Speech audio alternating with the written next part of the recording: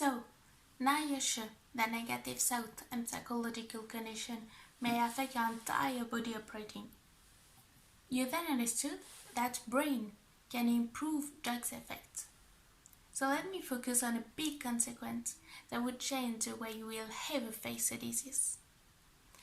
So 10 years after Paul was diagnosed with AIDS, he was still alive. Heaven happened a long time before cures we currently know. So ever since everybody asked him, how did he survive? On what he was used to answer?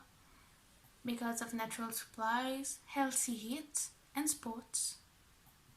Also one day, a medicine teacher told him, I'm really sorry to tell you that, but many of my patients do the same, nevertheless pass away.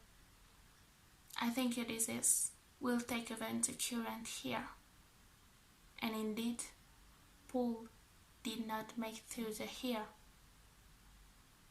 condemned by this terrible fate. So, as many voodoo priests can kill somebody in one day, just with a bad luck, big praise of modern medicine can do the same. So I know this might sound like bad news, but am I silly considering this is actually a good one? Because if this can kill, hope can keep you alive. Keep control in your disease. Keep power on your healing. Hope is keeping you alive.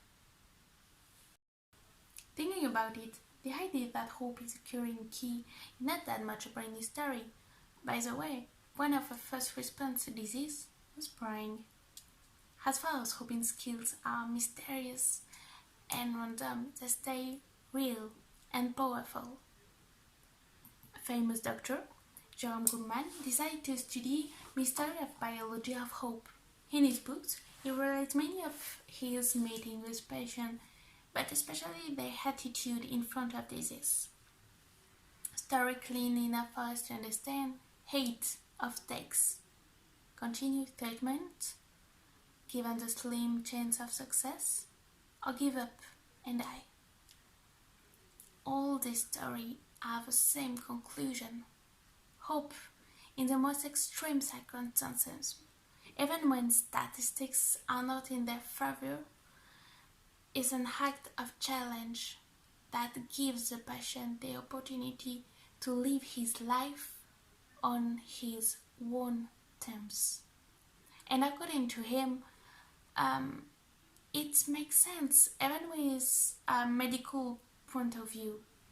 But wait, even if he is adapting about the fact that hope is a part of healing process, he insists on the fact that works only with the medical appropriate treatments. So okay, first scientific explanation is quite easy to use. The mind emanates from the body. But we all know that the body and the brain are closely linked by a network of nerves, hormones, and active molecules that act as intermediaries for many physiological functions.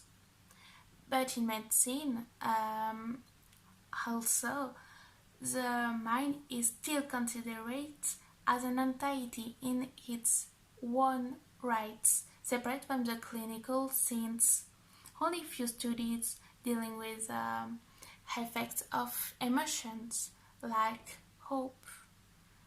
And I think that it's a mistake and that biology of hope has to exist. So yes, for now there's still a big part of mystery around it. And even if we don't know how and why it works, many stories prove that anyway it actually works. But anyway, we had nothing to lose to hope. Basically, what we can do, what we can change. Obviously, we can change our behavior facing a disease and put more trust in how self-body that medicine wanted to. Then, it's essential to reconcile the patient-doctor relationship.